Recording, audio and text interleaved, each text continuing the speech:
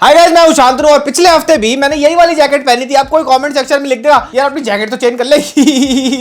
अबे धुलने में गए हुए हैं यार कपड़े। बट गांड मारो जैकेट की, यह है इस तरह की नहीं उस तरह की बातें। और आज के एपिसोड में मैं तुम्हारे को बताऊंगा how to not be a खलनायक just like our classic Sanju Baba. अब इस बात से हर कोई वाकिफ है कि संजू बाबा बॉलीवुड के one of the most notorious poster boy रहे हैं और वो साथ ही साथ पोस्टर बॉय रहे हैं मिसअंडरस्टैंडिंग्स के भी। बोले तो संजू बाबा की लाइफ एक चलती फिरती ट्रेजेडी मानी जाती है, जहां एक के बाद एक भसूड़ी उनकी कच्ची का इलास्टिक ढीला करती जाती है। और अगर इनकी बायोपिक यानी संजू की बात मानी जाए, उस पिक्चर को देखा जाए तो यही समझ आता है कि जितनी भी दुर्घटनाएं इन भाई साहब के साथ आज तक घटी हैं, उनके पीछे कोई ना कोई मिसअंडरस्टैंडिंग थी या तो फिर कोई ना कोई ऑनेस्ट सी मजबूरी थी।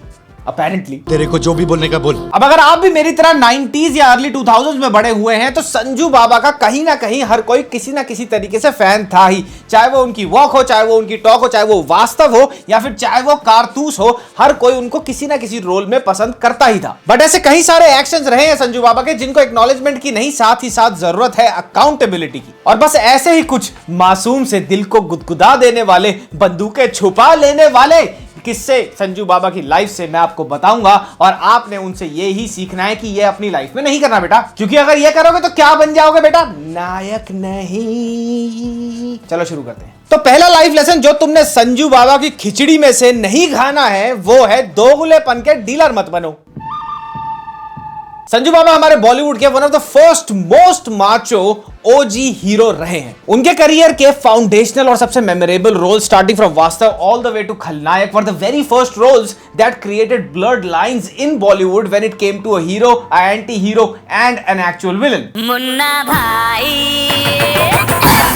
बोले तो फिल्म में हीरो एच भी वही है और विलेन एच भी वही है। और उनके real life views and actions भी काफी मिस रहे हैं। इनफैक्ट ये भी कहा जा सकता है कि काफी दोगले रहे हैं। अपनी बात को प्रूव करने के लिए मैं एग्जांपल देता हूं इस वीडियो का जो अभी थोड़े टाइम पहले वायरल हुई थी। ये वीडियो थी अर्ली 2000 से, इसको देखो। Too many must लोग these days who are walking around with long hair, waxed legs and shaved chest. अब कहने को तो ये एक बहुत ही स्ट्रॉन्ग बियर का एडवर्टाइजमेंट था, लेकिन इस एडवर्टाइजमेंट के दौरान असली पर्सनालिटी निकल के आई और वो झलकती है इस वीडियो में। जब आप देखोगे कि संजू बाबा ना ही असली मर्दानगी को डिफाइन कर रहे हैं, बल्कि ये भी बता रहे हैं कि असली मर्द लगते कैसे हैं, दिखते कैसे हैं, बाल कैसे रखते हैं, अपनी छाती के बाल कैसे रखते हैं, और साथ ही साथ वो लड़कियों वाली हरकतें भी तो नहीं करते। तो 100 बातों की एक बात, बाबा का ये वाला interview did not age well. But भैंचो बात वो भी नहीं है, बात ये है कि जिस चीजों को ये नामर्दगी की निशानी बता रहे हैं इस वाली एड में, ये सारी इन्होंने खुद करी है। लॉन्ग हेयर चेक, मुंडी हुई सफा शर्ट, शेव्ड छाती चेक, मर्द खाना बनाते हुए चेक। क्या बनाते हो आप?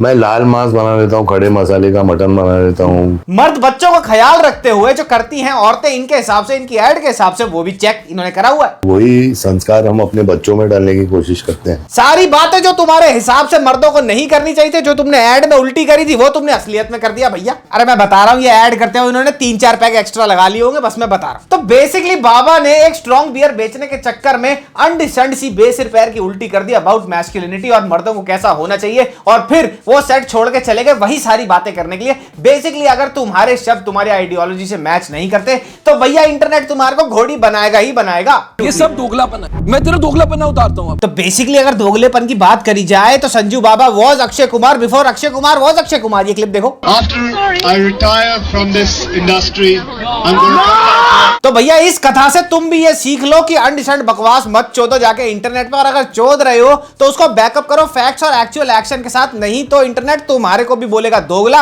और बना लेगा घोड़ी और लिटा लेगा बर्फ की सिल्ली पे नंगा छाती के बल। दूसरा लाइफ लेसन जो तुमने नहीं सीखना है संजू बाबा से ताकि तुम खलनायक ना बन जाओ, वो है कि भैया गलती मानने से नहीं सुधारने से सुधरती है।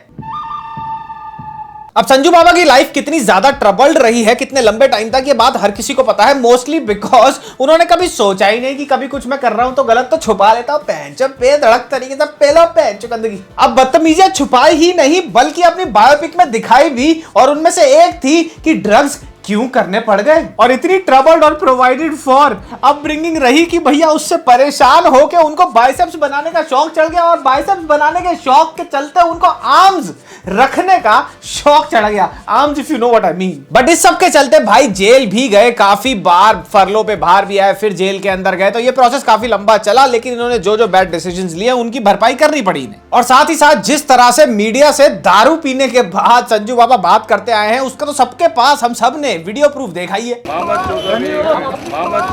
अब ये सारी हरकतों से क्या दिखता है? ये सारी हरकतों से ये साफ साफ दिखता है कि भाई साहब अपने आप को रियल लाइफ में भी खलनायक से कम नहीं समझते। अरे ये तेरे सोने के लिए नहीं है रे मामू। और सबसे इरिटेटिंग बात मुझे ये लगती है, सब इनके इस बिहेवियर को तब से लेके आज तक ये कह के टालते आए कि बाबा का तो बिहेवियर ही ऐसा है, दिल बड़ा अच्छा है। अब अगर संजू बाबा का जेल का आवागमन देखा जाए ओवर द इयर्स, तो अगर तुम एक फैन हो या फिर तुम उनके साथ अगर सिंपथाइज करते हो तो बाहर से देखने पे लगता है यार काफी ज्यादा बुरा है। But if you logically think about it, कि गलती को सिर्फ मानने से उसका पश्चाताप नहीं होता, उसकी सजा मिलती है, तभी बंदे को रियलाइज होता है कि यार मैंने कुछ गलत किया, और उनके साथ वही हुआ। बट अगर ऑनेस्टली बताऊं तो ऑनेस्टली, क्योंकि अपना शो भी तो प्रमोट करना, ऑनेस्टली सेइंग गाइस, मुझे ये लगता है कि अगर आप एक ऐसे पेडेस्टल पे हैं जहां आपके लाखों करोड़ों फैंस हैं through out the world, through out the planet, तब आप पे एक ऐसी रिस्पॉन्सिबिलिटी आ जाती है कि आपको अपने छोटे से छोटे एक्शन को भी बहुत ही सोच समझ के करना पड़ता है, क्योंकि उसका क्या रेपरकशन हो सकता है, उसका क्या कंक्लूजन हो सकता है, उसका क्या इंफ्लुएंस हो सकता है काफी सारे लोगों पर,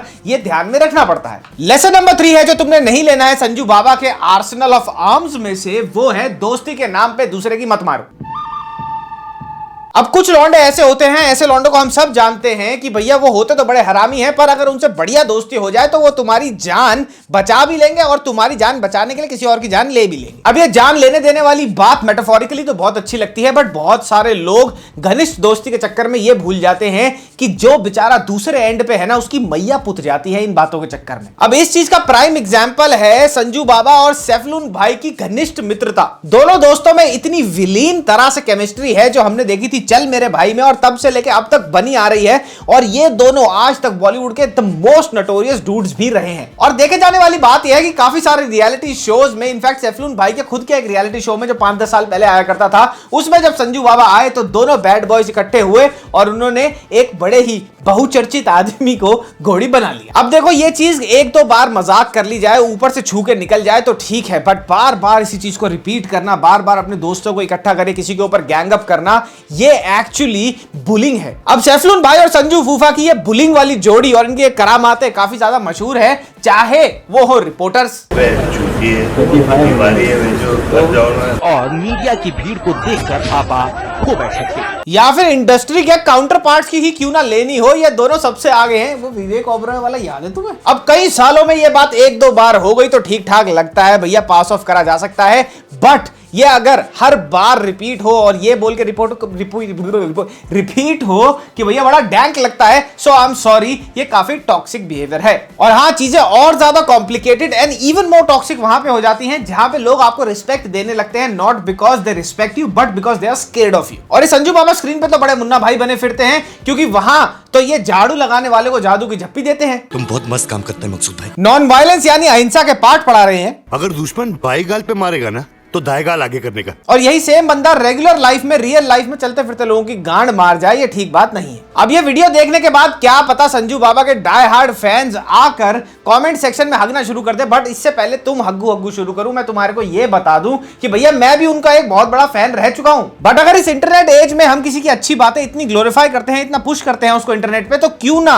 ऐसे फ्लॉज को जो सोसाइटी को और टॉक्सिक बना सकती है, ऐसे फ्लॉज को जिससे हमारे को कुछ सीखने को मिले, और स्पेशली वो फ्लॉज एक ऐसे इन्फ्लुएंसर में हो, एक ऐसे मेगा स्टार में हो जिसको ऑलमोस्ट हर कोई जानता है, तो वो बात क्यों ना करी जाए। और साथ ही साथ ये बात याद रखना भी बहुत जरूरी है कि चाहे कोई कितना भी बड़ा मेगा स्टार हो, कितना भी बड़ा सुपरस्टार हो, कितना भी बड़ा सेलिब्रिटी हो, वो एट अ ह्यूमन लेवल एक ह्यूमन ही होता है और उससे भी गलतियां होती हैं। तो भैया ये थी आज की वीडियो, ये था आज का ज्ञान चोदू सेशन। जो तुम्हें अच्छा लगा हो इस वीडियो में उसके बारे में कमेंट करो, क्योंकि ये वाला जो टॉपिक था ना, लास्ट वीडियो में किसी ने बोला था कि संजू बाबा वीडियो बना बनाओ, यहाँ पे स्क्रीनशॉट डाल दूंगा अगर मुझे मिलेगा तो वही हमने वहां से उठाया, उसको थोड़ा स्पिन ऑफ किया और हम ये वाली वीडियो आपकी प्रस्तुति में लेके आए।